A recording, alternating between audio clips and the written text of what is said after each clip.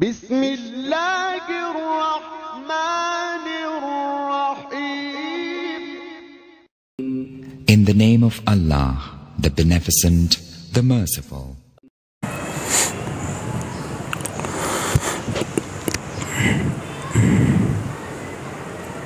بسم اللہ الرحمن الرحیم.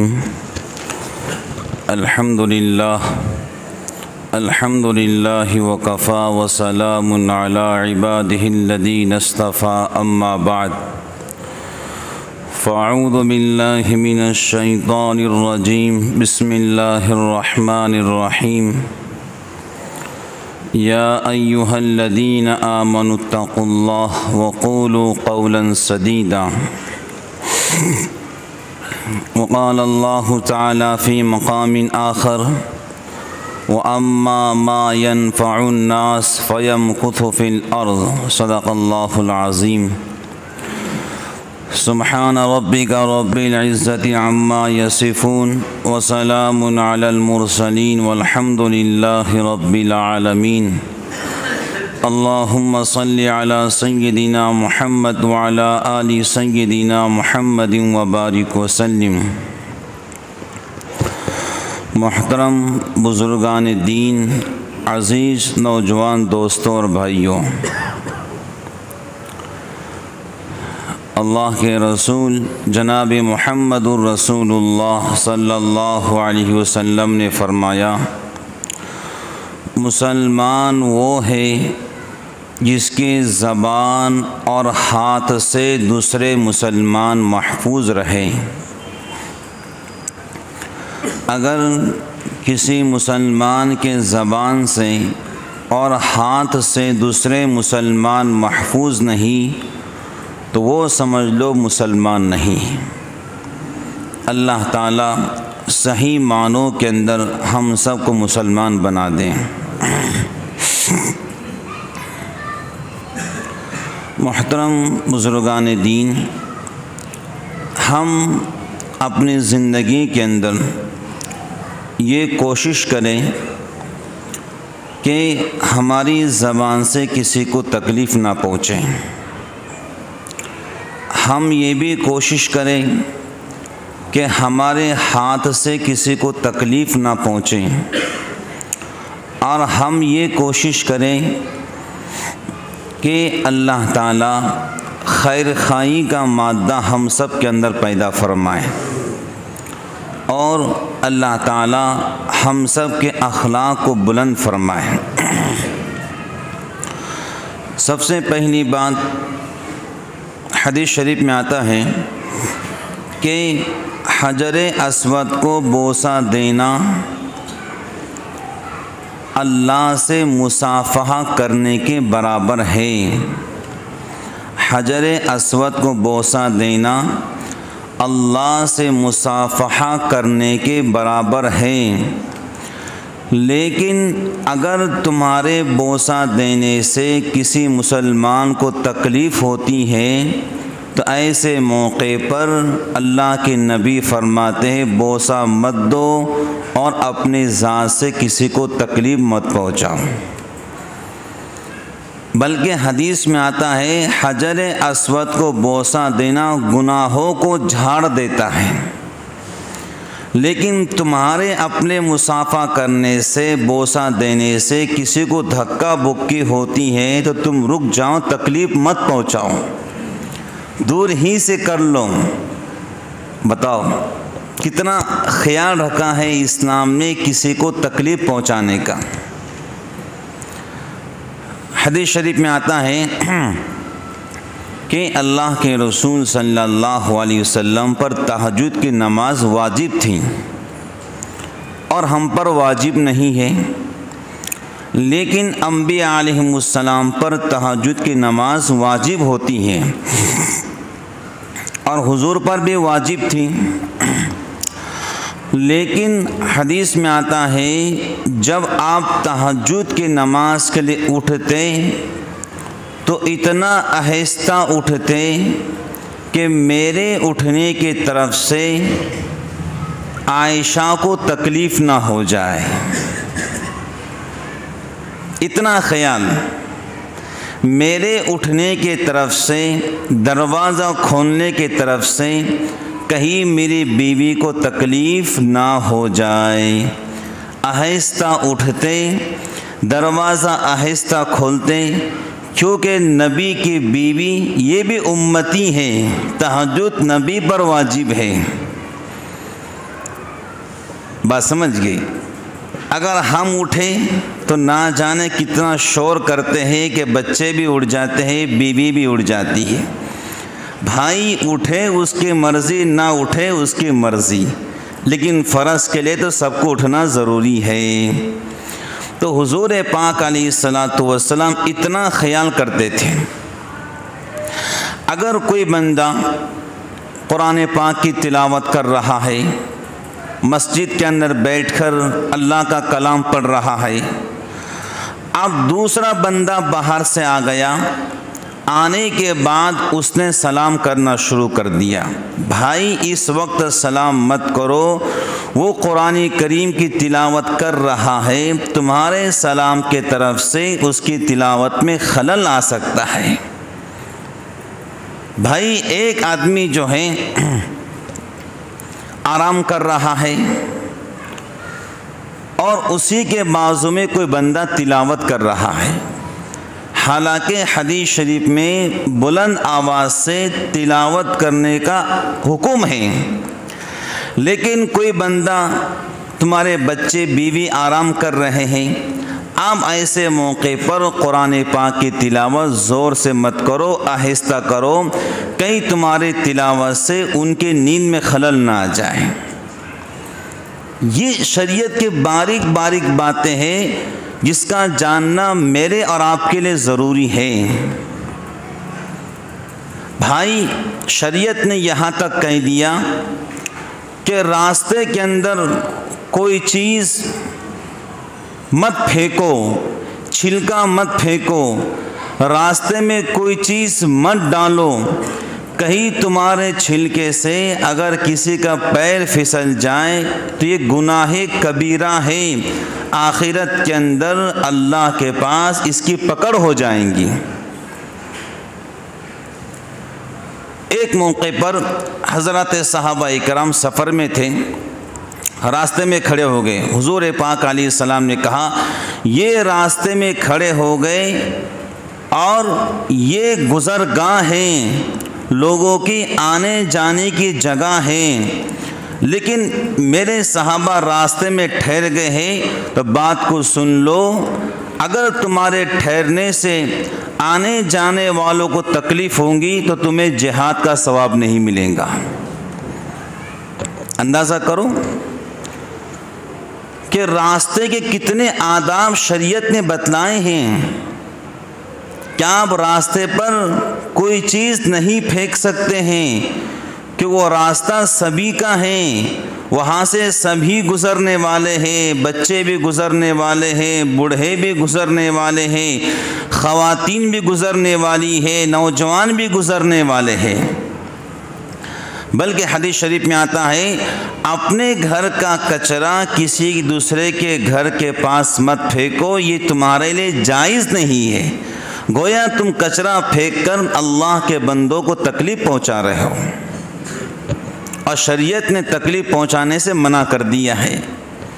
اگر تمہارے چھلکے سے کوئی نہیں پھسلا لیکن پھر بھی تم نے راستوں میں چھلکا پھینک کر راستہ خراب کیے ہیں، آخرت کے اندر اللہ کے پاس حساب دینا پڑے گا، اور شریعت میں لکھا ہے وہ بندہ گنہگار ہوگا۔ اللہ تعالی ہم سب کو محفوظ فرمائے۔ تو یہ بات سمجھ لو، یہ جو جمعہ کے بیانات ہیں یہ ہم سب کے لیے ہیں، بولنے والے کے لیے بھی ہے، سننے والے کے لیے بھی۔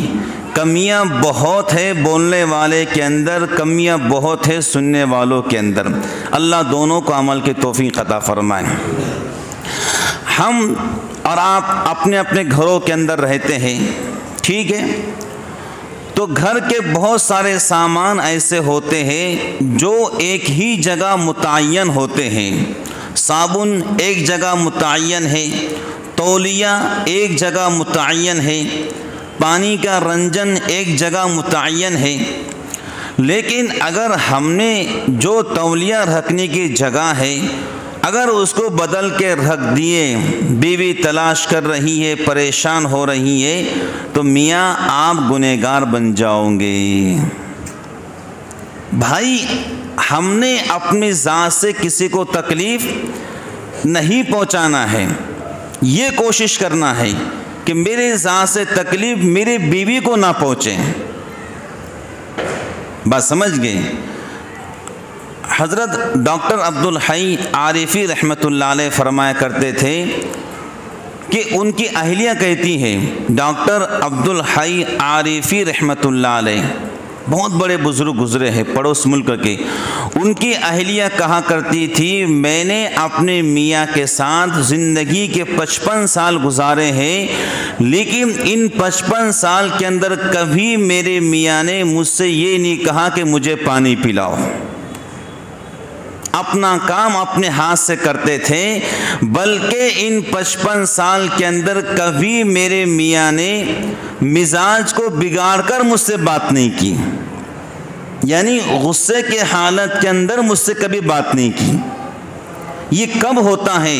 جب بندہ دوسروں کا خیال رکھنا شروع کر دیتا ہے کہ نہیں بھائی میری اپنی بیوی ہے، میں اسے کیوں تکلیف دوں، بیوی سمجھے میرا اپنا شوہر ہے، میں اسے کیوں تکلیف دوں۔ جب ہر بندہ یہ سمجھتا ہے کہ میں اپنے ذات سے کسی کو تکلیف نہیں پہنچاؤں گا، تو پھر اللہ تعالیٰ بھی اس بندے کو باکمال بنا دیتے ہیں۔ خیر الناس من ينفع الناس، اللہ کے نبی نے کہا میری امت میں سب سے بہترین انسان وہ ہے جو میری امت کے لیے نفع بخش ثابت ہو۔ میری امت کے اندر سب سے بہترین شخص وہ ہے جو میری امت کو فائدہ پہنچائے، اپنے ذات سے کسی کو نقصان نہ پہنچائے۔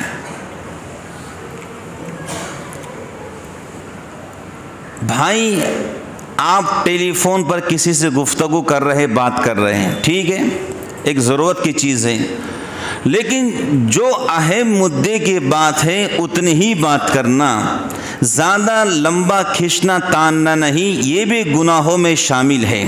ہو سکتا ہے سامنے والا بندہ مصروف ہو، اپنے کام کے اندر ہو، اس کا شیڈول بزی ہو، وہ کچھ پڑھ رہا ہو، کچھ لکھ رہا ہو، کچھ آفس کے کام کر رہا ہو، جو مدعے کی بات ہے اتنی بات کرے، بات کو ختم کر دے۔ کوئی بندہ جلدی جا رہا ہے، کسی کام کے لیے جلدی دوڑ رہا ہے، اب آپ کو سمجھ لینا چاہیے کہ وہ بندہ جلدی جا رہا ہے، آپ اس سے مصافحہ کرنا نہیں چاہیے، کیونکہ وہ شاید کسی کام کے اندر مصروف ہے۔ بھائی ایک بندہ جلدی نکل رہا ہے اور اب بھاگ رہے مصافحہ کرنے کے لیے، یہ درست نہیں ہے، وہ شاید کسی کام کے اندر مصروف ہے۔ بات سمجھ گئے؟ یہ شریعت ہے اور یہ اسلام ہے، صرف نماز روزوں کا نام اسلام نہیں ہے۔ اسلام تو بہت ساری باریک باریک باتیں ہمیں بتلاتا ہے۔ بات سمجھ گئے؟ اور سب سے اہم بات یہ ہے کسی کے گھر جاؤ تو سلام کر کے جاؤ، اجازت لے کر جاؤ۔ یہ شریعت نے 2 رکوع مکمل اجازت کے تعلق سے نازل کیے ہیں۔ سورہ نور کے اندر، سورہ حجرات کے اندر اللہ تعالیٰ نے معاشرت کو بیان کیا ہے۔ بھائی آپ کسی کے گھر جا رہے، کسی کے آفس جا رہے، سلام کرو، اجازت لے کر اندر جاؤ، یہ قرآن کہہ رہا ہے۔ یہ اللہ کریم قرآن کے ذریعے اپنے بندوں کو میسج پہنچا رہے ہیں کہ تم نے کسی کے گھر جانا ہے تو سلام کرنا ہے، اجازت لینا ہے۔ ایک صحابی نے کہا حضور میں اور میری ماں 2 ہی گھر کے اندر رہتے ہیں، کیا اجازت لینا ضروری ہے؟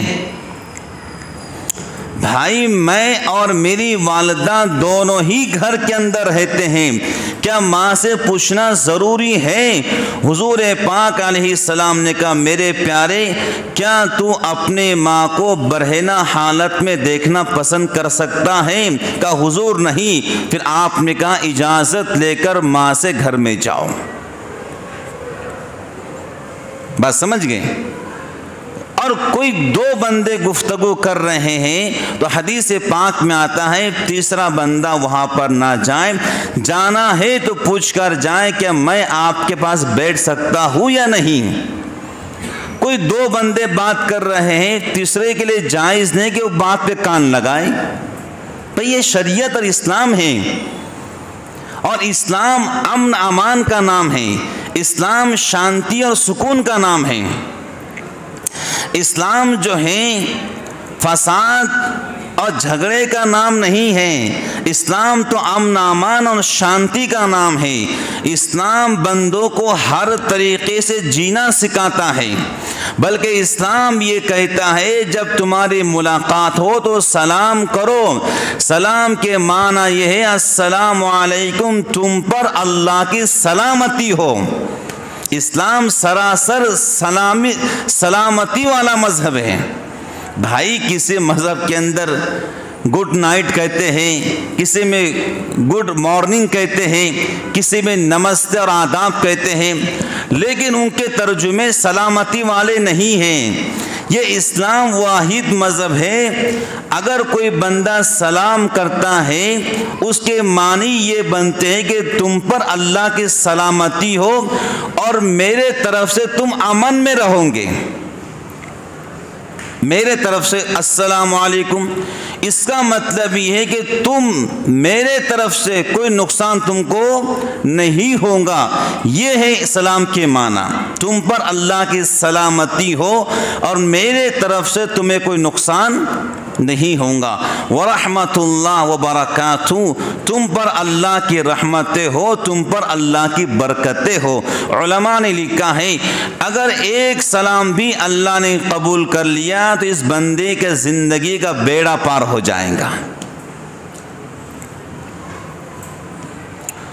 اور ایک بات، اگر ہم نے کسی سے وعدہ کیے ہیں کہ بھائی میں آپ کو 5 بجے ملوں گا، ملاقات کروں گا، لیکن اب وہ بندہ میرا انتظار کر رہا ہے کہ ان صاحب نے کہا کہ میں 5 بجے ملوں گا، لیکن اگر ہم 5 بجے نہیں ملتے ہیں تو گویا ہم اپنے وعدے سے سامنے والے بندے کو تکلیف پہنچا رہے ہیں۔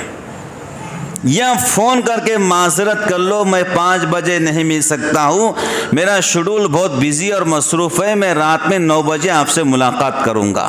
یہ صحیح اسلام ہے۔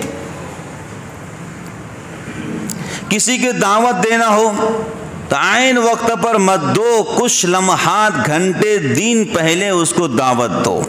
یہ ہے صحیح اسلام۔ اگر آپ نے باہر کھانا کھانا ہے تو بیوی کو اطلاع کر دو کہ میں نے آج باہر کھانا کھانا ہے، آپ کھانے سے فارغ ہو جاؤ، ورنہ آپ کی بیوی کھانے پر آپ کا انتظار کریں گی، نہ جانے گھنٹوں بھوکے بیٹھے رہیں گی، تو گویا آپ اس کو ذہنی تکلیف پہنچا رہے ہیں۔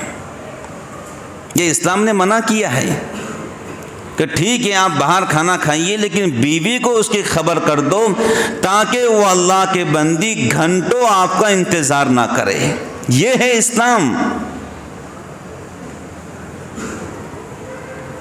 اب کتنے بندے باہر کھا لیتے ہیں، شادی کے اندر ولی اچانک کھا لیتے ہیں، بس سمجھ گئے، اور ادھر اللہ کے بندی انتظار کرتی ہے آپ آئیں گے تب آئیں گے، لیکن آپ گھنٹوں بعد گھر جاتے بھوکے بیٹھے رہتی ہے، سلام دعا کے بعد میں کھانا کھا چکا آپ کھا لو، کیا اس کے دل پہ گزرتی ہوں گی کہ جس کے لیے میں گھنٹوں بیٹھی ہے وہ کہہ رہا کہ تم کھا لو، وہ اللہ کے بندی کھانا بھی صحیح ڈھنگ سے کھا نہیں پاتی ہے۔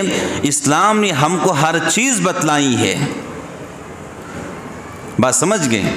ہم نے اپنے گھر میں کیسے رہنا، بچوں کے ساتھ میں کیسے رہنا، گلی اور محلوں میں کیسے کھڑے رہنا، اسلام ساری باتیں بتلاتا ہے۔ اللہ کرے کہ میں اور آپ اس پر عمل کرنے والے بن جائیں۔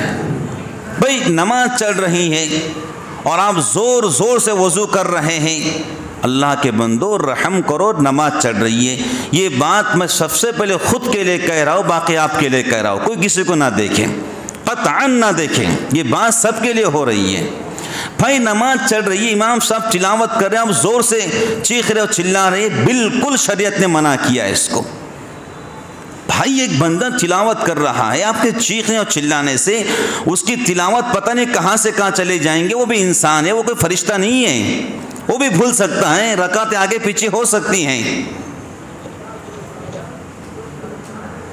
تو مسجد کے اندر تو چیخنے اور چلانے سے بالکل سخت منع کیا گیا حدیث پاک کے اندر. بلکہ اللہ نے یہاں تک کہہ دیا ان انکر الاصوات لصوت الحمیر. اگر چیخنے چلانے کی آواز بہتر ہوتی تو چیخنے چلانے میں گدھا بہتر ہوتا. یہ قرآن کا ہے، سورہ لقمان.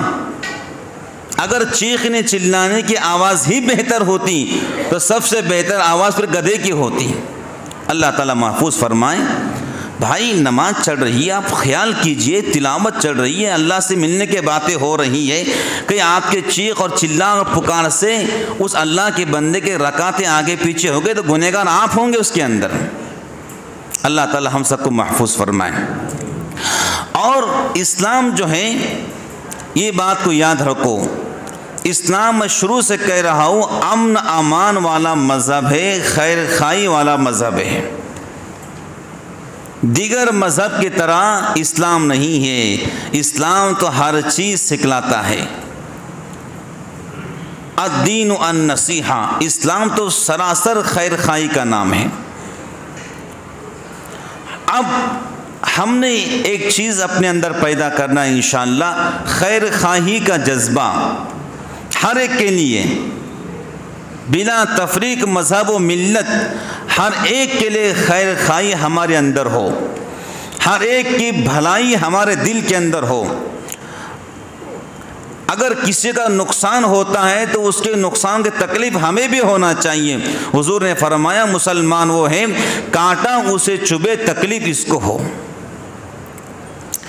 ایک دور تھا بغداد پوری دنیا کے مسلمانوں کا مرکز بنا ہوا تھا.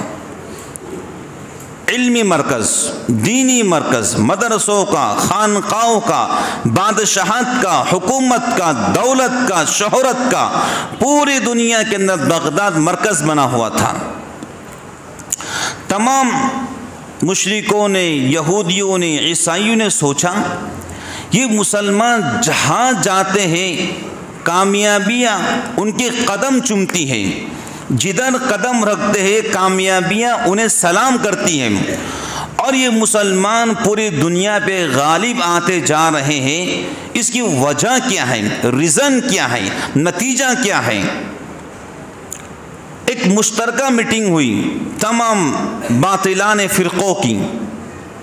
تو کچھ لوگوں کو طے کیا گیا کہ آپ بغداد جاؤ جو مسلمانوں کا مرکز ہے، اور وہاں جا کر تحقیق کرو کہ مسلمان دن بدن دنیا میں فاتح کیسے ہوتے جا رہے ہیں اور دن بدن کامیاب کیسے ہوتے جا رہے ہیں، جا کر دیکھو. اب جس بندے کو نمائندہ بنا کر بھیجے تھے وہ بندہ سفر کرتے کرتے بغداد پہنچا.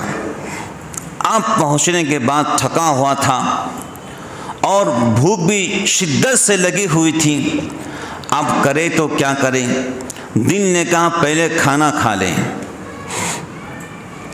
اب ہوٹل پر کھانے کے لیے گیا. اب کھانے کے لیے بیٹھا تھا، کھانا بھی ہو گیا. جب وہ پردیسی غیر مسلموں کا نمائندہ مسلمان کے ہوٹل میں کھانا کھاتا ہے اور کھا کر کاؤنٹر پر جاتا ہے اپنا بل ادا کرنے کے لیے کہ بتائیے میرا بل کتنا ہوا. تو جو کاؤنٹر کا بندہ ہوتا ہے ہوٹل کا مالک، وہ کہتا بھائی آپ کا بل پیک ہو چکا ہے، آپ کا بل کسی اور بندے نے ادا کر دیا ہے. کہا کیسے؟ میں تو بالکل پردیسی ہوں، اجنبی ہوں اور میں غیر مسلم ہوں، یہ سارا مسلمانوں کا شہر، میرا بل کون ادا کیا؟ کہ جب تم کھانا کھا رہے تھے کوئی بندہ آپ کو غور سے دیکھ رہا تھا؟ کہا ہاں ایک بندہ مجھے بار بار غور سے دیکھ رہا تھا۔ کہا وہی بندہ میرے کاؤنٹر پر آ کر کہا یہ بندہ مجھے پردیسی لگتا ہے، آج یہ میرا مہمان ہے، میں اس کا بل ادا کرتا ہوں اور میں اس کا شکریہ کا لفظ بھی سننا پسند نہیں کرتا ہوں، میں اس کی نیکیاں اللہ سے لینا چاہتا ہوں۔ یہ تھی مسلمانوں کی تہذیب کہ میں اس بندے کا شکریہ کا لفظ بھی سننا نہیں چاہتا ہوں۔ یہ پہلا واقعہ اس پردیسی غیر مسلم کے ساتھ میں بغداد شہر کے اندر پیش آیا۔ اس کے دل میں کھٹکا یہی تو بات ہے کہ مسلمان کامیاب ہوتے جا رہے ہیں۔ پھر دوسرے روز ایک دکان پر گیا، وہاں جانے کے بعد دکاندار سے کہا کہ بھائی مجھے کچھ جو چاہیے۔ کہا بھائی آپ کو جو مل جائیں گی 10 دینار کے اندر، لیکن اس دکاندار نے کہا ایک کام کرو، تم جو ہے جو سامنے دکان ہے وہاں سے جو لے لو۔ کہا ٹھیک ہے۔ یہ وہی پردیسی غیر مسلم ہیں جس کے ساتھ میں ہوٹل میں واقعہ پیش آیا تھا۔ یہ پھر دوسری دکان پر گیا اور وہاں سے جو لی اور جو کی قیمت تھی 10 دینار۔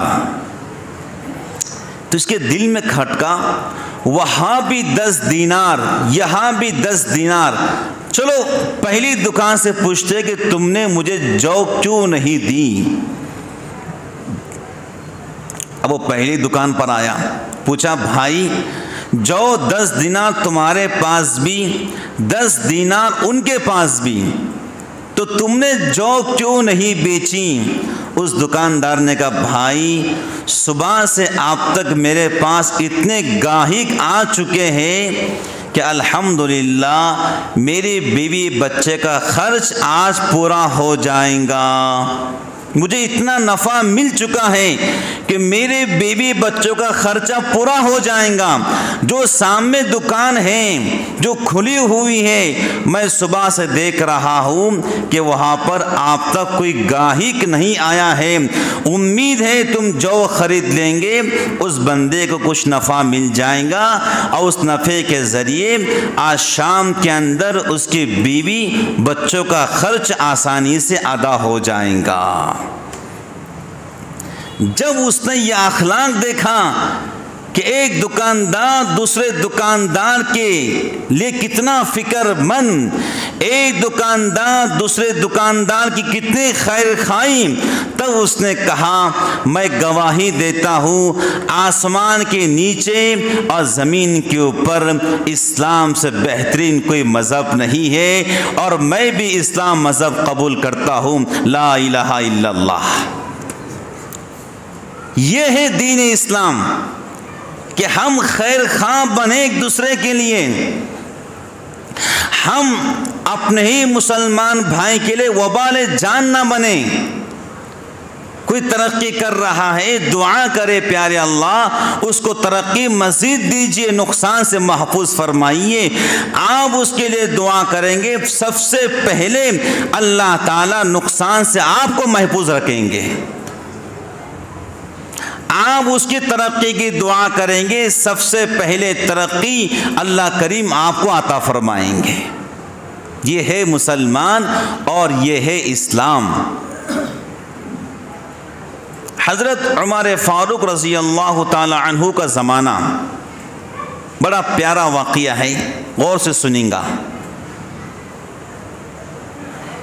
ایک مسلمان نے جو ہے دوسرے مسلمان کو زمین بیچی، ایک مسلمان نے دوسرے مسلمان کو زمین بیچی، اور دوسرے مسلمان نے زمین لیا تو کھیت کو سیدھا کرنے کے لیے ہل چلانا شروع کیا۔ بھائی آپ زمین لے لیے، ہل تو چلانا پڑے گا، بیج تو ڈالنا پڑیں گے، تبھی جا کر گیہوں آئیں گے، باجر اور جوار آئیں گی۔ اب جس مسلمان نے زمین لیا تھا اس نے ہل چلانا شروع کر دیا. اللہ کی شان، ہل چلاتے چلاتے زمین میں وہ ہل وہاں پر لگا جہاں پر دفینہ یعنی سونا اور چاندی تھا. سونا اور چاندی اس ہل کے ذریعے اوپر نکل گیا.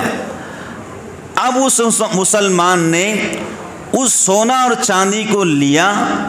لینے کے بعد جو اس زمانے کے لحاظ سے لاکھوں کا مال تھا، حضرت عمر فاروق رضی اللہ تعالی عنہ کا دور خلافت کا واقعہ، جس مسلمان کو سونا چاندی ملا اس نے مال اٹھایا اور جس مسلمان سے زمین لی تھی اس سے کہا بھائی میں نے آپ سے زمین خریدی ہے، مال نہیں خریدا ہے، یہ مال آپ کا ہے.